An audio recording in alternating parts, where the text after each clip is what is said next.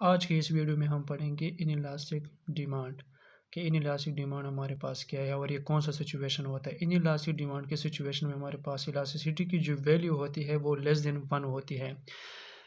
Definition पर आते हैं।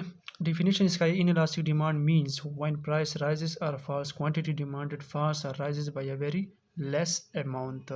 हमारे पास इनइलास्टिक डिमांड के केस में जब किसी भी प्रोडक्ट की प्राइस बढ़ती है या कम होती है तब हमारे पास क्वांटिटी डिमांड की वैल्यू जो होती है वो या कम होती है या बढ़ती है, बट वो कम मिकदार में बढ़ती या कम होती है।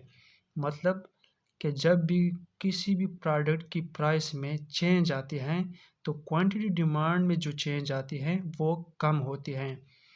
ग्राफिकल रिप्रेजेंटेशन में आप लोगों को ज़्यादा समझ आ जाएगी।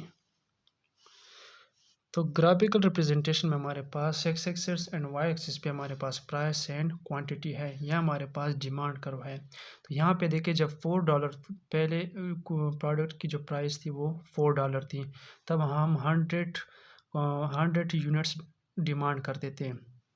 तब जब प्राइस 4 से $5 पे गया तब हमारे पास जो क्वांटिटी डिमांड है उसकी वैल्यू वो 90 पे आ गई है। 100 से 90 यूनिट अब हम डिमांड करते हैं। अब यहाँ पे देखते हैं कि जब प्राइस में 4 से 5 पे गया तो हमारे पास जो इंक्रीज़ आया परसेंटेज में वो 22% है, जबकि हमारे पास क्वांटिटी डिमांड में जो डिक्रीज़ आई है परसेंटेज वो 11% है। मतलब स्लाइटली इसमें चेंज आई हुआ है।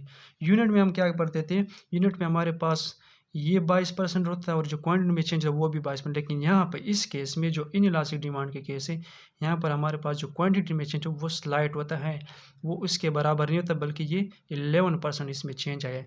तो इस सिचुएशन को हम क्या कहते हैं, इनइलास्टिक डिमांड। Thank you.